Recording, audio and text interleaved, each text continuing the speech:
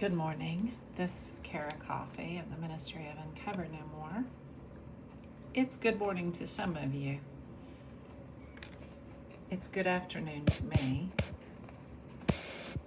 Excuse me while I hone in on a beautiful little bag for runes that I was privileged to purchase yesterday from my dear friend who is sick today.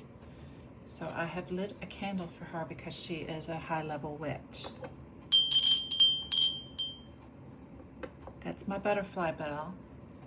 I'm throwing a pagan circle. It's that simple. Lighting some incense. Here's something that I'm learning today. First off, I'm going to make this a 10-minute video.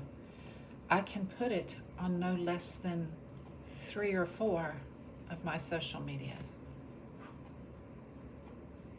And you're going to start hearing the same message from me on a daily basis. Today, you're going to hear from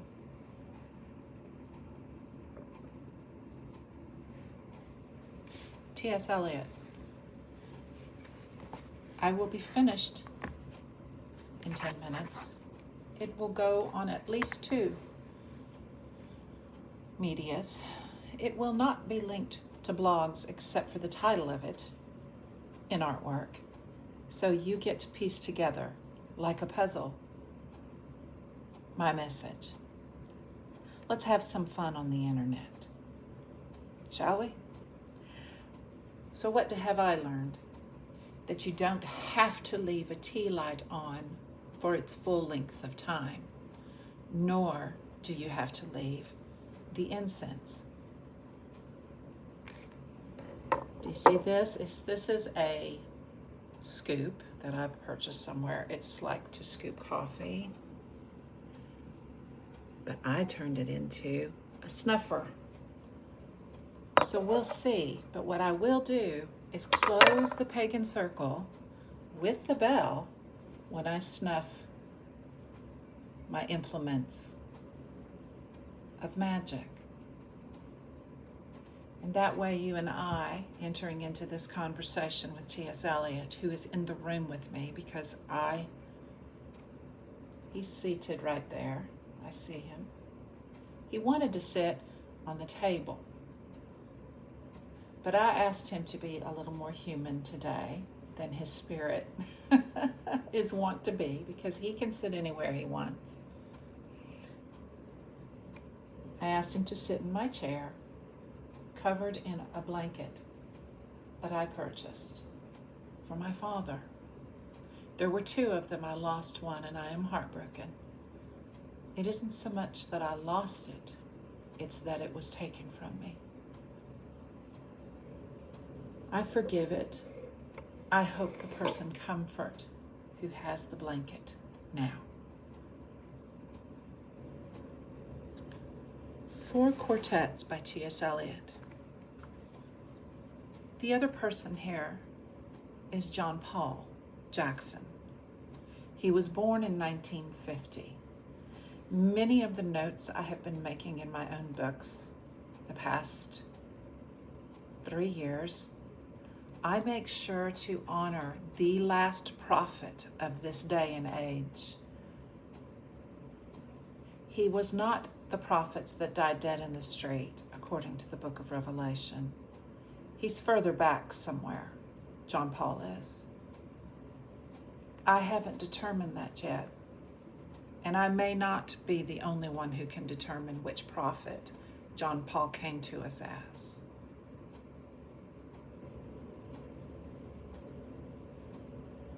It is because I have an imposter in my midst from the baby boomer generation in the prophetic realm. And that imposter did not listen to me when I wrote kind letters to the prophets, even as Catherine of Siena did and Madame Guyon did. He did not listen to me. And that was not good. That was not kind, and that was not proper. I told John Paul October 7th, rest, brother. In my double moons, he's brother Adam, and I'm little sister. On August 3rd, 2023, for the 4 quartets by TS Eliot, I threw runes. May the uncontrolled forces and wrath of nature since 1950 in my Judah DNA bring forth creativity, illumination, vision, and peaceful self-knowledge, now and forever into our black horse, AWAS, balance, stability, harmony, teamwork, trust, and loyalty. Hashtag in all capital letters, Genesis. What I want to present today is from, I don't have much time left, so let me reference it out of my calligraphy practice pad, which is another book I am writing. It's huge. It's going to take me years. This is from East Coker by T.S. Eliot. The only wisdom we can hope to acquire is the wisdom of humility. Humility is endless. That is East Coker, which is the second of the quartet. I wrote a note there in my book. You can hear me turning the pages of my book. I said on September 22nd, 2023, I agree, and add gratefulness. Humility and gratefulness are the 2 greatest keys to immortality. Indeed, you can bring yourself immortality of your own free will if you will labor long in humility and gratefulness. It won't make sense most of the time with everything spinning out around you, is what I know. But it will help.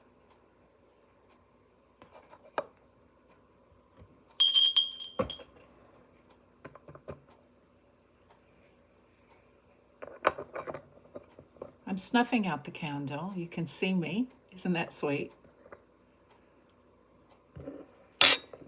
I will have to turn the things upside down because they keep going. Okay, I'm gonna snuff okay, it finished out.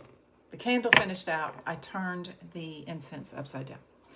Now I'm gonna close with this, and you're gonna think it's gross because that's the world I live in. People don't understand beautiful and romantic things. This is basil from my small, tiny gardens here. This is the most romantic little teacup and basil leaf for me today of my existence. I have a story in it. The cup was my mother's. I've also bought others of that pattern. The basil is mine and plentiful and feeds the bees, and it means rest. Basil is a good herb to take to rest.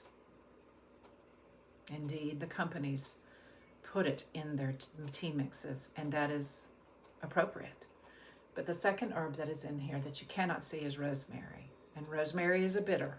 And what I learned from a YouTube somewhere or a TikTok, anything that tastes bitter, you can add a little honey to help you take it down. It will cleanse the liver. I have a beautiful rosemary plant. Very, very beautiful. A lot of people cook with it.